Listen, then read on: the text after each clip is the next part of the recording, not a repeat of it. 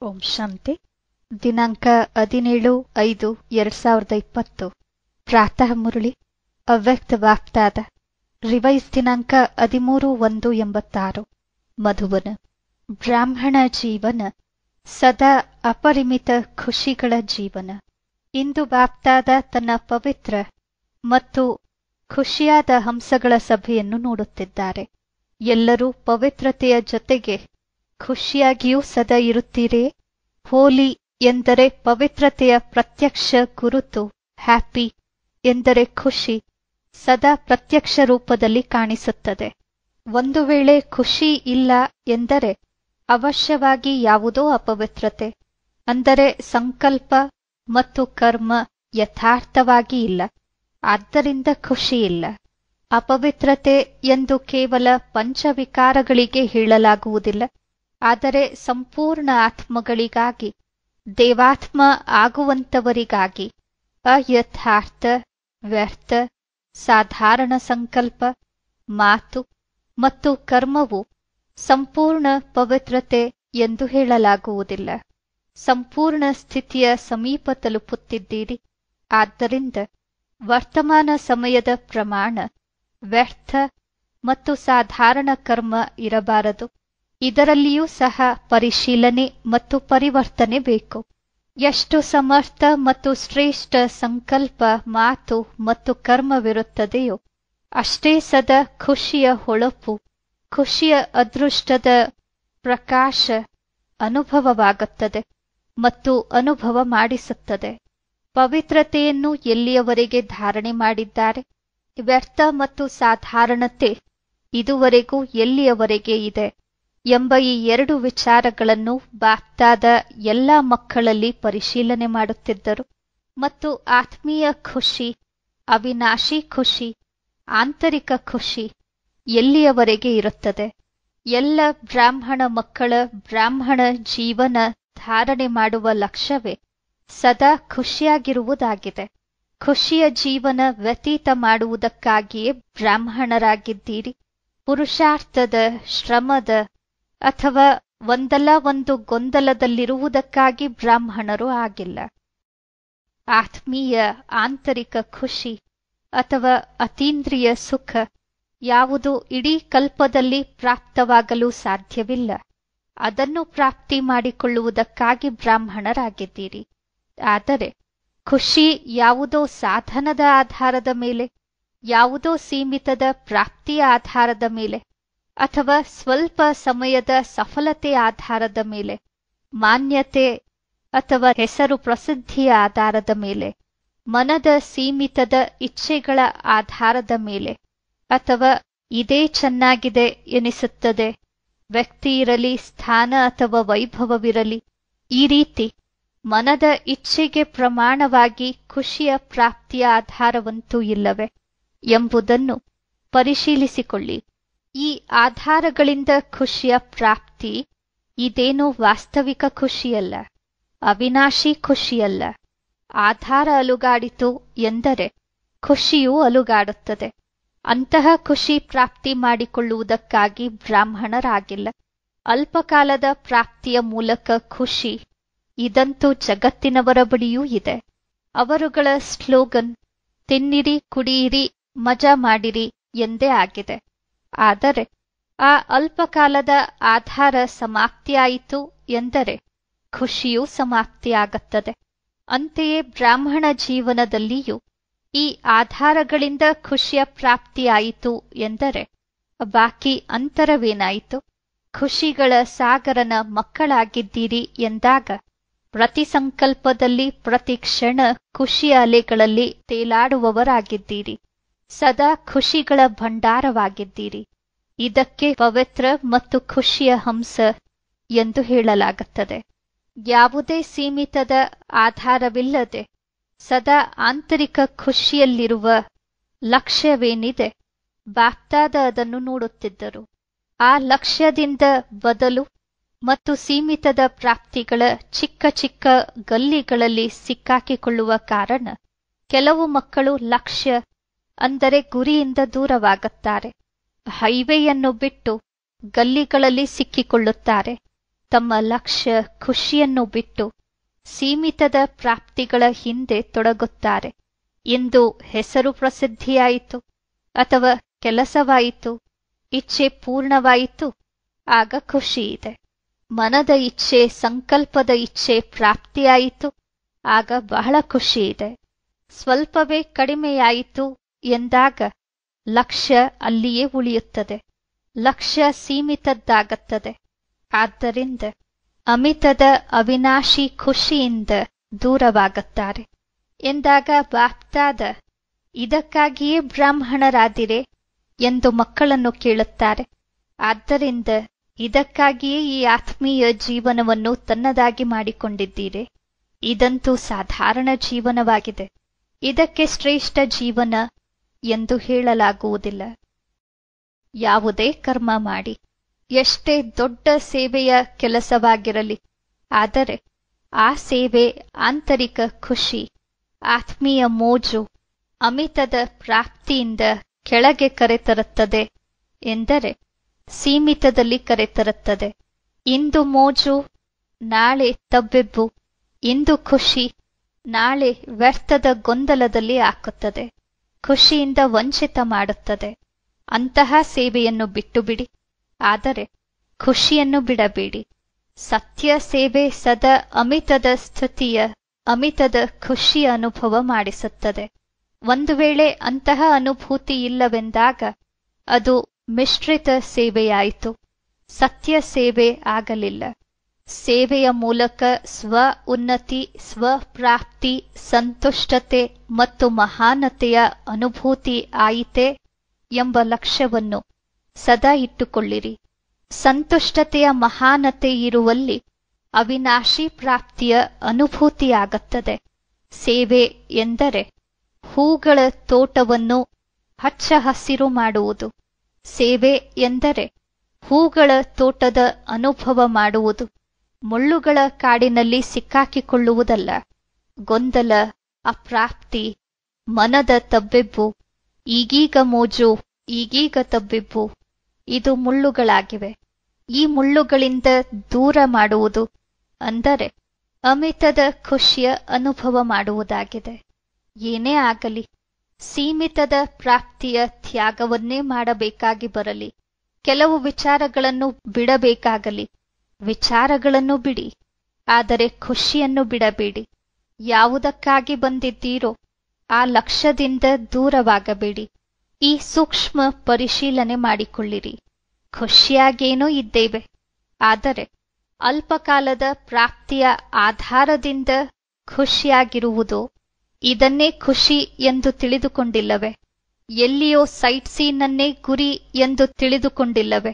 ಏಕೆಂದರೆ site scene ಸಹ ಆಕರ್ಷಣೆ ಮಾಡುವಂಥದ್ದಾಗಿರುತ್ತದೆ. ಆದರೆ ಗುರಿಯನ್ನು ಹೊಂದುವುದು ಎಂದರೆ ಅಮಿತದ ರಾಜ್ಯ ಅಧಿಕಾರಿಯಾಗುವುದು. ಗುರಿಯಿಂದ ದೂರ ಸರಿಯುವಂಥವರು ವಿಶ್ವದ ರಾಜ್ಯ ಅಧಿಕಾರಿಯಾಗಲು ಸಾಧ್ಯವಿಲ್ಲ, ರಾಯಲ್ ಫ್ಯಾಮಿಲಿಯಲ್ಲಿಯೂ ಬರಲು ಸಾಧ್ಯವಿಲ್ಲ. ಆದ್ದರಿಂದ ಲಕ್ಷ್ಯವನ್ನು, ಗುರಿಯನ್ನು ಸದಾ ಸ್ಮೃತಿಯಲ್ಲಿಟ್ಟುಕೊಳ್ಳಿರಿ. ನಡೆಯುತ್ತಾ ನಡೆಯುತ್ತಾ ಎಲ್ಲಿಯಾದರೂ ಯಾವುದೇ ಸೀಮಿತದ ಗಲ್ಲಿಯಲ್ಲಂತೂ ತಲುಪಿಲ್ಲವೇ ಎಂದು ತಮ್ಮನ್ನು ಕೇಳಿಕೊಳ್ಳಿರಿ. ಅಲ್ಪಕಾಲದ ಪ್ರಾಪ್ತಿಯ ಖುಷಿ ಸದಾಕಾಲದ ಖುಷಿಯ ಅದೃಷ್ಟದಿಂದ ದೂರ ಮಾಡುತ್ತಿಲ್ಲವೇ? ಸ್ವಲ್ಪದರಲ್ಲಿಯೇ ಖುಷಿಯಾಗುವಂಥವರು ಅಲ್ಲ ತಾನೆ? ತಮ್ಮನ್ನು ತಾವು ಖುಷಿಪಡಿಸಿಕೊಳ್ಳುತ್ತಿಲ್ಲವೇ? ಹೇಗಿದ್ದೇನೋ ಹಾಗೇ ಇದ್ದೇನೆ, ಸರಿಯಾಗಿದ್ದೇನೆ, ಖುಷಿಯಾಗಿದ್ದೇನೆ. ಅವಿನಾಶಿ ಖುಷಿಯ ಗುರುತು ಅವರಿಗೆ ಅನ್ಯರಿಂದಲೂ ಸದಾ ಖುಷಿಯ ಆಶೀರ್ವಾದಗಳು ಅವಶ್ಯವಾಗಿ ಪ್ರಾಪ್ತಿಯಾಗುತ್ತಿರುತ್ತದೆ. ವಾಗ್ದಾದ ಮತ್ತು ನಿಮಿತ್ತ ದೊಡ್ಡವರ ಸ್ನೇಹದ ಆಶೀರ್ವಾದಗಳು ಅಂತರಾಳದ ಅಲೌಕಿಕ ಆತ್ಮಿಕ ಖುಷಿಯ ಸಾಗರದಲ್ಲಿ ತೇಲಾಡುವ ಅನುಭವ ಮಾಡಿಸುತ್ತದೆ. ನಾನಂತೂ ಸರಿಯಾಗಿದ್ದೇನೆ, ಆದರೆ ಬೇರೆಯವರು ನನ್ನನ್ನು ತಿಳಿದುಕೊಂಡಿಲ್ಲ ಎಂಬ ಉಡುಗಾಟಿಕೆತನದಲ್ಲಿ ಯೋಚಿಸಬೇಡಿ. ಸೂರ್ಯನ ಕಿರಣ ಬಚ್ಚಿಡಲು ಸಾಧ್ಯವೇನು? ಸತ್ಯತೆಯ ಸುಗಂಧ ಎಂದಿಗೂ ಅಳಿಸಲಾಗುವುದಿಲ್ಲ, ಬಚ್ಚಿಡಲು ಸಾಧ್ಯವಿಲ್ಲ. ಆದ್ದರಿಂದ ಎಂದಿಗೂ ಮೋಸ ಹೋಗಬೇಡಿ. ಇದೇ ಪಾಠವನ್ನು ಪರಿಪಕ್ವ ಮಾಡಿಕೊಳ್ಳಿರಿ. ಮೊದಲು ತನ್ನ ಅಮಿತದ ಅವಿನಾಶಿ ಖುಷಿ, ನಂತರ ಅನ್ಯ ವಿಚಾರಗಳು. ಅಮಿತದ ಖುಷಿ ಸೇವೆಯದ್ದಾಗಲಿ ಅಥವಾ ಸರ್ವರ ಸ್ನೇಹದ್ದು, ಸರ್ವರ ಮೂಲಕ ಅವಿನಾಶಿ ಗೌರವ ಪ್ರಾಪ್ತಿಯಾಗುವ ಖುಷಿಯ ಅದೃಷ್ಟಶಾಲಿ, ಅಂದರೆ ಶ್ರೇಷ್ಠ ಭಾಗ್ಯವನ್ನು ಸ್ವತಃವೇ ಅನುಭೂತಿ ಮಾಡಿಸುತ್ತದೆ. ಸದಾ ಖುಷಿಯಾಗಿರುವವರು ಖುಷಿಯ ಅದೃಷ್ಟವುಳ್ಳವರಾಗಿದ್ದಾರೆ. ಶ್ರಮವಿಲ್ಲದೆ ಇಚ್ಛೆ ಅಥವಾ ಹೇಳುವ ಹೊರತಾಗಿ ಸರ್ವ ಪ್ರಾಪ್ತಿ ಸಹಜವಾಗಿ ಆಗುತ್ತದೆ. ಈ ಪಾಠವನ್ನು ಪರಿಪಕ್ವ ಮಾಡಿಕೊಂಡಿದ್ದೀರಿಯೇ? ಬಂದಿರುವುದು ಏತಕ್ಕಾಗಿ, ಎಲ್ಲಿಗೆ ಹೋಗಬೇಕು ಮತ್ತು ಎಲ್ಲಿ ಹೋಗುತ್ತಿದ್ದೀರಿ ಎಂದು ಬಾಪ್ದಾದ ನೋಡುತ್ತಾರೆ. ಸೀಮಿತವನ್ನು ಬಿಟ್ಟು ಆದರೂ ಸಹ ಸೀಮಿತದಲ್ಲಿಯೇ ಹೋಗುವುದು ಎಂದರೆ ಅಮಿತದ ಅನುಭವವನ್ನು ಯಾವಾಗ ಮಾಡುವಿರಿ? ಬಾಪ್ದಾದರವರಿಗೂ ಮಕ್ಕಳ ಮೇಲೆ ಸ್ನೇಹವಾಗುತ್ತದೆ. ದಯೆ ಎಂದಂತೂ ಹೇಳುವುದಿಲ್ಲ, ಏಕೆಂದರೆ ಬಿಕಾರಿಗಳೇನಲ್ಲ, ದಾತ ವಿಧಾತನ ಮಕ್ಕಳಾಗಿದ್ದೀರಿ. ದುಃಖಿಗಳ ಮೇಲೆ ದಯೆ ತೋರಲಾಗುತ್ತದೆ. ತಾವಂತೂ ಸುಖ ಸ್ವರೂಪ ಸುಖದಾತನ ಮಕ್ಕಳಾಗಿದ್ದೀರಿ. ಈಗ ಏನು ಮಾಡಬೇಕೆಂದು ಅರ್ಥವಾಯಿತೆ? ಬಾಪ್ದಾದ ಈ ವರ್ಷಕ್ಕಾಗಿ ಪದೇ ಪದೇ ಭಿನ್ನ ಭಿನ್ನ ವಿಚಾರಗಳಲ್ಲಿ ಗಮನ ತರಿಸುತ್ತಿದ್ದಾರೆ. ಈ ವರ್ಷ ವಿಶೇಷವಾಗಿ ಸ್ವಯಂನ ಮೇಲೆ ಗಮನ ಇಟ್ಟುಕೊಳ್ಳುವ ಸಮಯ ನೀಡಲಾಗುತ್ತಿದೆ. ಜಗತ್ತಿನವರಂತೂ ಕೇವಲ ತಿನ್ನಿರಿ, ಕುಡಿಯಿರಿ, ಮಜಾ ಮಾಡಿ ಎಂದಷ್ಟೇ ಹೇಳುತ್ತಾರೆ. ಆದರೆ ತಿನ್ನಿರಿ ಮತ್ತು ತಿನ್ನಿಸಿರಿ, ಮೋಜಿನಲ್ಲಿರಿ ಮತ್ತು ಮೋಜಿನಲ್ಲಿ ತನ್ನಿ ಎಂದು ಬಾಪ್ದಾದ ಹೇಳುತ್ತಾರೆ. ಒಳ್ಳೆಯದು. ಸದಾ ಅವಿನಾಶಿ ಅಮಿತದ ಖುಷಿಯಲ್ಲಿರುವಂತಹ, ಪ್ರತಿ ಕರ್ಮದಲ್ಲಿ ಖುಷಿಯ ಅದೃಷ್ಟದ ಅನುಭವ ಮಾಡುವಂತಹ, ಸದಾ ಸರ್ವರಿಗೂ ಖುಷಿಯ ಖಜಾನೆ ಹಂಚುವಂತಹ, ಸದಾ ಖುಷಿಯ ಸುಗಂಧ ಹರಡುವಂತಹ, ಸದಾ ಖುಷಿಯ ಹುಮ್ಮಸ್ಸು ಉತ್ಸಾಹದ ಅಲೆಗಳಲ್ಲಿ ತೇಲಾಡುವಂತಹ, ಅಂತಹ ಸದಾ ಖುಷಿಯ ಪ್ರಕಾಶ ಮತ್ತು ಹೊಳಪಿನಲ್ಲಿರುವಂತಹ, ಶ್ರೇಷ್ಠ ಲಕ್ಷ್ಯವನ್ನು ಪ್ರಾಪ್ತಿ ಮಾಡಿಕೊಳ್ಳುವಂತಹ ಶ್ರೇಷ್ಠ ಆತ್ಮಗಳಿಗೆ ಬಾಪ್ದಾದರವರ ಸದಾ ಪವಿತ್ರ ಮತ್ತು ಖುಷಿಯಾಗಿರುವ ಸವಿ ನೆನಪು ಮತ್ತು ನಮಸ್ಕಾರ. ಆತ್ಮೀಯ ತಂದೆಗೆ ಆತ್ಮೀಯ ಮಕ್ಕಳ ನಮಸ್ಕಾರಗಳು. ಪಾರ್ಟಿಗಳೊಂದಿಗೆ 1. ಪ್ರವೃತ್ತಿಯಲ್ಲಿರುತ್ತಾ ಸದಾ ಭಿನ್ನ ಮತ್ತು ತಂದೆಗೆ ಪ್ರಿಯರಾಗಿದ್ದೀರಲ್ಲವೇ? ಎಂದಿಗೂ ಸಹ ಪ್ರವೃತ್ತಿಯೊಂದಿಗೆ ಸೆಳೆತವಂತೂ ಆಗುವುದಿಲ್ಲವೇ? ಒಂದು ವೇಳೆ ಎಲ್ಲಿಯಾದರೂ ಯಾರೊಂದಿಗಾದರೂ ಅಟ್ಯಾಚ್ಮೆಂಟ್ ಇದೆ, ಅದು ಸದಾ ಕಾಲಕ್ಕಾಗಿ ತನ್ನ ಜೀವನದ ವಿಘ್ನವಾಗುತ್ತದೆ. ಆದ್ದರಿಂದ ಸದಾ ನಿರ್ವಿಘ್ನವಾಗಿ ಮುಂದುವರಿಯುತ್ತಾ ಸಾಗಿರಿ. ಕಲ್ಪದ ಮೊದಲಿನಂತೆ ಅಂಗದರಾಗಿ ಅಚಲ ಅಡೋಲರಾಗಿರಿ. ಅಂಗದನ ವಿಶೇಷತೆಯನ್ನು ಏನು ತೋರಿಸಿದ್ದಾರೆ? ಎಂತಹ ನಿಶ್ಚಯ ಬುದ್ಧಿ ಎಂದರೆ ಕಾಲನ್ನು ಸಹ ಅಲುಗಾಡಿಸಲು ಸಾಧ್ಯವಿಲ್ಲ. ಮಾಯೆ ನಿಶ್ಚಯರೂಪಿ ಕಾಲನ್ನು ಅಲುಗಾಡಿಸುವುದಕ್ಕಾಗಿ ಭಿನ್ನ ಭಿನ್ನ ಪ್ರಕಾರದಿಂದ ಬರುತ್ತದೆ. ಆದರೆ ಮಾಯೆ ಅಲುಗಾಡಲಿ, ನಿಮ್ಮ ನಿಶ್ಚಯರೂಪಿ ಕಾಲು ಅಲುಗಾಡಬಾರದು. ಮಾಯೆ ಸ್ವಯಂ ಸಮರ್ಪಿತವಾಗುತ್ತದೆ. ತಾವಂತೂ ಸಮರ್ಪಿತ ಆಗುವುದಿಲ್ಲ ಅಲ್ಲವೇ? ತಂದೆಯ ಮುಂದೆ ಸಮರ್ಪಿತರಾಗುವುದು, ಮಾಯೆಯ ಮುಂದೆ ಅಲ್ಲ. ಅಂತಹ ನಿಶ್ಚಯ ಬುದ್ಧಿಯವರು ಸದಾ ನಿಶ್ಚಿಂತವಾಗಿರುತ್ತಾರೆ. ಒಂದು ವೇಳೆ ಸ್ವಲ್ಪವೇ ಯಾವುದೇ ಚಿಂತೆ ಇದೆ ಎಂದಾಗ ನಿಶ್ಚಯದ ಕೊರತೆಯಿದೆ. ಕೆಲವೊಮ್ಮೆ ಯಾವುದೇ ವಿಚಾರದ ಸ್ವಲ್ಪವೇ ಚಿಂತೆಯಾಗುತ್ತದೆ ಎಂದರೆ ಅದಕ್ಕೆ ಕಾರಣವೇನಾಗಿರುತ್ತದೆ? ಅವಶ್ಯವಾಗಿ ಯಾವುದೋ ವಿಚಾರದ ನಿಶ್ಚಯದಲ್ಲಿ ಕೊರತೆಯಿದೆ. ಡ್ರಾಮಾದಲ್ಲಿ ನಿಶ್ಚಯದ ಕೊರತೆ ಇರಬಹುದು, ತನ್ನಲ್ಲಿ ತನಗೆ ನಿಶ್ಚಯದ ಕೊರತೆ ಇರಬಹುದು, ತಂದೆಯಲ್ಲಿ ನಿಶ್ಚಯದ ಕೊರತೆ ಇರಬಹುದು. ಮೂರೂ ಪ್ರಕಾರದ ನಿಶ್ಚಯದಲ್ಲಿ ಸ್ವಲ್ಪವೇ ಕೊರತೆ ಇದೆ ಎಂದಾಗ ನಿಶ್ಚಿಂತವಾಗಿರಲು ಸಾಧ್ಯವಿಲ್ಲ. ಎಲ್ಲದಕ್ಕಿಂತ ದೊಡ್ಡ ಕಾಯಿಲೆ ಚಿಂತೆಯಾಗಿದೆ. ಚಿಂತೆಯ ಕಾಯಿಲೆಯ ಔಷಧಿ ವೈದ್ಯರ ಬಳಿಯೂ ಇಲ್ಲ. ತಾತ್ಕಾಲಿಕವಾಗಿ ಮಲಗಿಸುವ ಔಷಧಿಯನ್ನು ಕೊಟ್ಟು ಬಿಡುತ್ತಾರೆ, ಆದರೆ ಸದಾ ಕಾಲಕ್ಕಾಗಿ ಚಿಂತೆಯನ್ನು ಅಳಿಸಲು ಸಾಧ್ಯವಿಲ್ಲ. ಚಿಂತೆಯುಳ್ಳವರು ಎಷ್ಟೇ ಪ್ರಾಪ್ತಿಯ ಹಿಂದೆ ಓಡಿದರೂ ಅಷ್ಟೇ ಪ್ರಾಪ್ತಿ ಮುಂದೆ ಓಡಲು ತೊಡಗುತ್ತದೆ. ಆದ್ದರಿಂದ ಸದಾ ನಿಶ್ಚಯದ ಕಾಲು ಅಚಲವಾಗಿರಲಿ. ಸದಾ ಏಕಬಲ ಏಕ ಭರವಸೆ ಇದೇ ಕಾಲುಗಳಾಗಿವೆ. ನಿಶ್ಚಯ ಎನ್ನಿ, ಭರವಸೆ ಎನ್ನಿ, ಒಂದೇ ವಿಚಾರವಾಗಿದೆ. ಅಂತಹ ನಿಶ್ಚಯ ಬುದ್ಧಿ ಮಕ್ಕಳ ವಿಜಯ ನಿಶ್ಚಿತವಾಗಿದೆ. 2. ಸದಾ ತಂದೆಯ ಮೇಲೆ ಬಲಿಹಾರಿಯಾಗುವವರಾಗಿದ್ದೀರಿ. ಭಕ್ತಿಯಲ್ಲಿ ಏನು ಪ್ರಮಾಣ ಮಾಡಿದ್ದೀರೋ ಅದನ್ನು ನಿಭಾಯಿಸುವವರಾಗಿದ್ದೀರಲ್ಲವೇ? ಏನು ಪ್ರಮಾಣ ಮಾಡಿದಿರಿ? ಸದಾ ತಮ್ಮ ಮೇಲೆ ಬಲಿಹಾರಿಯಾಗುತ್ತೇವೆ.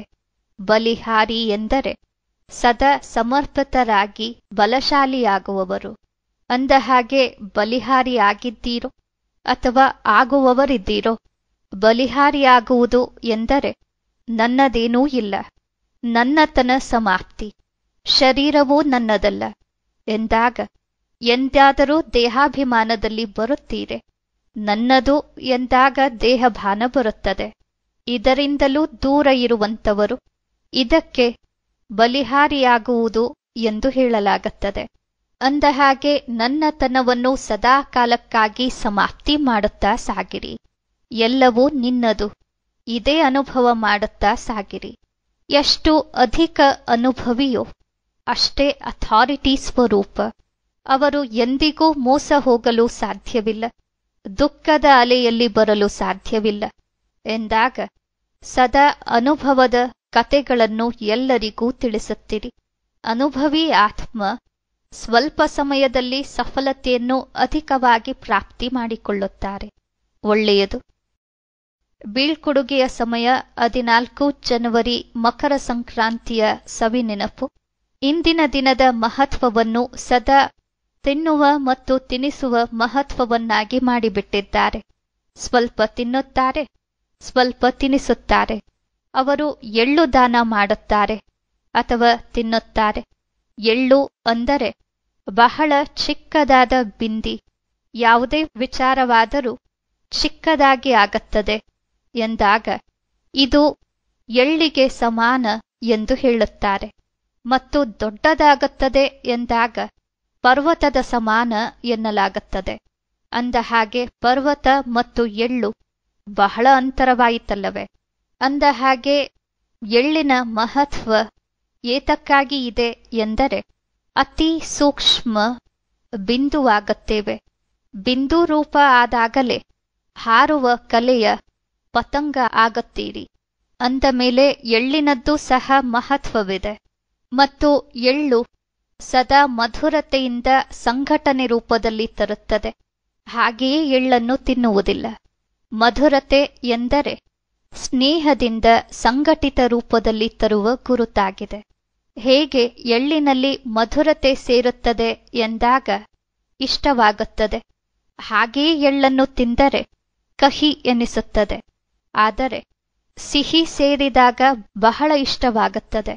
ಅಂದಹಾಗೆ ತಾವು ಆತ್ಮಗಳೂ ಸಹ ಮಧುರತೆಯ ಜೊತೆಗೆ ಸಂಬಂಧದಲ್ಲಿ ಬರುತ್ತೀರಿ, ಸ್ನೇಹದಲ್ಲಿ ಬರುತ್ತೀರಿ ಎಂದಾಗ ಶ್ರೇಷ್ಠರಾಗುತ್ತೀರಿ. ಅಂದಹಾಗೆ ಇದು ಸಂಘಟಿತ ಮಧುರತೆಯ ನೆನಪಾರ್ಥವಾಗಿದೆ. ಇದರದ್ದು ಸಹ ಚಿಹ್ನೆ ಇದೆ. ಅಂದಹಾಗೆ ಸದಾ ಸ್ವಯಂವನ್ನು ಮಧುರತೆಯ ಆಧಾರದಿಂದ ಸಂಘಟನೆಯ ಶಕ್ತಿಯಲ್ಲಿ ತರುವುದು, ಬಿಂದಿರೂಪವಾಗುವುದು ಮತ್ತು ಪತಂಗವಾಗಿ ಹಾರುವ ಕಲೆಯಲ್ಲಿ ಹಾರುವುದು, ಇದು ಇಂದಿನ ದಿನದ ಮಹತ್ವವಾಗಿದೆ. ಅಂದಹಾಗೆ ಆಚರಿಸುವುದು ಎಂದರೆ ಆಗುವುದು.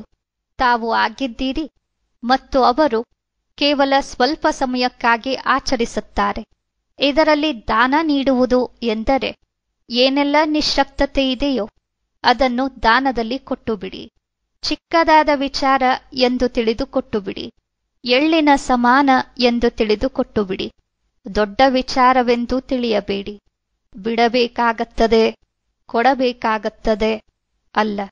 ಎಳ್ಳಿನ ಸಮಾನ ಚಿಕ್ಕದಾದ ವಿಚಾರವನ್ನು ದಾನ ಕೊಡುವುದು. ಖುಷಿ ಖುಷಿಯಿಂದ ಚಿಕ್ಕದಾದ ವಿಚಾರವೆಂದು ತಿಳಿದು ಖುಷಿಯಿಂದ ಕೊಟ್ಟುಬಿಡಿ. ಇದು ದಾನದ ಮಹತ್ವವಾಗಿದೆ. ಅರ್ಥವಾಯಿತೆ? ಸದಾ ಸ್ನೇಹಿಯಾಗುವುದು, ಸದಾ ಸಂಘಟಿತ ರೂಪದಲ್ಲಿ ನಡೆಯುವುದು ಮತ್ತು ಸದಾ ದೊಡ್ಡ ವಿಚಾರವನ್ನು ಚಿಕ್ಕದು ಎಂದು ತಿಳಿದು ಸಮಾಪ್ತಿ ಮಾಡುವುದು. ಬೆಂಕಿಯಲ್ಲಿ ಸುಡುವುದು, ಇದು ಮಹತ್ವವಾಗಿದೆ. ಅಂದ ಹಾಗೆ ಆಚರಿಸಿದಿರಲ್ಲವೇ? ದೃಢ ಸಂಕಲ್ಪದ ಬೆಂಕಿ ಉರಿಸಿದ್ದೀರಿ. ಇಂದಿನ ದಿನ ಬೆಂಕಿಯನ್ನು ಉರಿಸುತ್ತಾರಲ್ಲವೇ? ಅಂದ ಹಾಗೆ ಸಂಸ್ಕಾರ ಪರಿವರ್ತನೆಯ ದಿವಸ. ಅವರು ಸಂಕ್ರಾಂತಿ ಎನ್ನುತ್ತಾರೆ, ತಾವು ಸಂಸ್ಕಾರ ಪರಿವರ್ತನೆ ಎನ್ನುತ್ತೀರಿ. ಒಳ್ಳೆಯದು. ಎಲ್ಲರಿಗೂ ಸ್ನೇಹ ಮತ್ತು ಸಂಘಟನೆಯ ಶಕ್ತಿಯಲ್ಲಿ ಸದಾ ಸಫಲರಾಗಿರುವ ಸವಿನೆನಪು ಮತ್ತು ಸುಪ್ರಭಾತ. ವರದಾನ: ಸದಾ ಭಗವಂತ ಮತ್ತು ಭಾಗ್ಯದ ಸ್ಮೃತಿಯಲ್ಲಿರುವಂತಹ ಸರ್ವಶ್ರೇಷ್ಠ ಭಾಗ್ಯವಾನ್ ಭವ. ಸದಾ ಭಗವಂತ ಮತ್ತು ಭಾಗ್ಯದ ಸ್ಮೃತಿಯಲ್ಲಿರುವಂತಹ ಸರ್ವಶ್ರೇಷ್ಠ ಭಾಗ್ಯವಾನ್ ಭವ. ಸಂಗಮಯುಗದಲ್ಲಿ ಚೈತನ್ಯ ಸ್ವರೂಪದಲ್ಲಿ ಭಗವಂತ ಮಕ್ಕಳ ಸೇವೆ ಮಾಡುತ್ತಿದ್ದಾರೆ. ಭಕ್ತಿ ಮಾರ್ಗದಲ್ಲಿ ಎಲ್ಲರೂ ಭಗವಂತನ ಸೇವೆ ಮಾಡುತ್ತಾರೆ. ಆದರೆ ಇಲ್ಲಿ ಚೈತನ್ಯ ಠಾಕೂರರ ಸೇವೆಯನ್ನು ಸ್ವಯಂ ಭಗವಂತ ಮಾಡುತ್ತಾರೆ. ಅಮೃತ ವೇಳೆ ಏಳಿಸುತ್ತಾರೆ, ಭೋಗ ಇಡುತ್ತಾರೆ, ಮಲಗಿಸುತ್ತಾರೆ. ಹಾಡು ಕೇಳಿ ಮಲಗುವವರು ಮತ್ತು ಹಾಡಿನಿಂದ ಎದ್ದೇಳುವವರು ಅಂತಹ ಮುದ್ದಾದವರು ಮತ್ತು ಸರ್ವಶ್ರೇಷ್ಠ ಭಾಗ್ಯವಂತರು ನಾವು ಬ್ರಾಹ್ಮಣರಾಗಿದ್ದೇವೆ. ಇದೇ ಭಾಗ್ಯದ ಖುಷಿಯಲ್ಲಿ ಸದಾ ತೇಲುತ್ತಿರಿ. ಕೇವಲ ತಂದೆಯ ಮುದ್ದು ಆಗಿ, ಮಾಯೆಗಲ್ಲ. ಮಾಯೆಗೆ ಮುದ್ದು ಆಗುವವರು ಬಹಳ ತುಂಟುತನ ಮಾಡುತ್ತಾರೆ. ಸ್ಲೋಗನ್: ತನ್ನ ಹರ್ಷಿತ ಮುಖ ಚೆಹರೆಯಿಂದ ಸರ್ವ ಪ್ರಾಪ್ತಿಗಳ ಅನುಭೂತಿ ಮಾಡಿಸುವುದೇ ಸತ್ಯ ಸೇವೆಯಾಗಿದೆ. ತನ್ನ ಹರ್ಷಿತ ಮುಖ ಚೆಹರೆಯಿಂದ ಸರ್ವ ಪ್ರಾಪ್ತಿಗಳ ಅನುಭೂತಿ ಮಾಡಿಸುವುದೇ ಸತ್ಯ ಸೇವೆಯಾಗಿದೆ. ಸೂಚನೆ: ಇಂದು ಅಂತಾರಾಷ್ಟ್ರೀಯ ಯೋಗ ದಿವಸ 3ನೇ ರವಿವಾರವಾಗಿದೆ. ಸಂಜೆ 6:30ರಿಂದ 7:30ರವರೆಗೆ ಎಲ್ಲ ಸಹೋದರ ಸಹೋದರಿಯರು ಸಂಘಟಿತ ರೂಪದಲ್ಲಿ ಒಟ್ಟಿಗೆ ಸೇರಿ ಪ್ರಭು ಪ್ರೀತಿಯಲ್ಲಿ ಸಮಾವೇಶವಾಗುವ ಅನುಭವ ಮಾಡಿ. ನಾನು ಆತ್ಮ ಸರ್ವ ಪ್ರಾಪ್ತಿಗಳಿಂದ ಸಂಪನ್ನ ಸರ್ವಶ್ರೇಷ್ಠ ಭಾಗ್ಯವಂತ ಆತ್ಮನಾಗಿದ್ದೇನೆ ಎಂಬ ಇದೇ ಸ್ವಮಾನದಲ್ಲಿ ಸದಾ ಕುಳಿತುಕೊಳ್ಳಿ. ಪ್ರೀತಿಯ ಸಾಗರ ತಂದೆಯ ಪ್ರೀತಿಯ ಕಿರಣಗಳು ಹೊರಟು ನಾನು ಆತ್ಮನಲ್ಲಿ ಸಮಾವೇಶವಾಗುತ್ತಿದೆ. ಅದೇ ಪ್ರೀತಿಯ ತರಂಗಗಳು ಸುತ್ತಮುತ್ತ ವಾತಾವರಣದಲ್ಲಿ ಹರಡುತ್ತಿದೆ. ಓಂ ಶಾಂತಿ.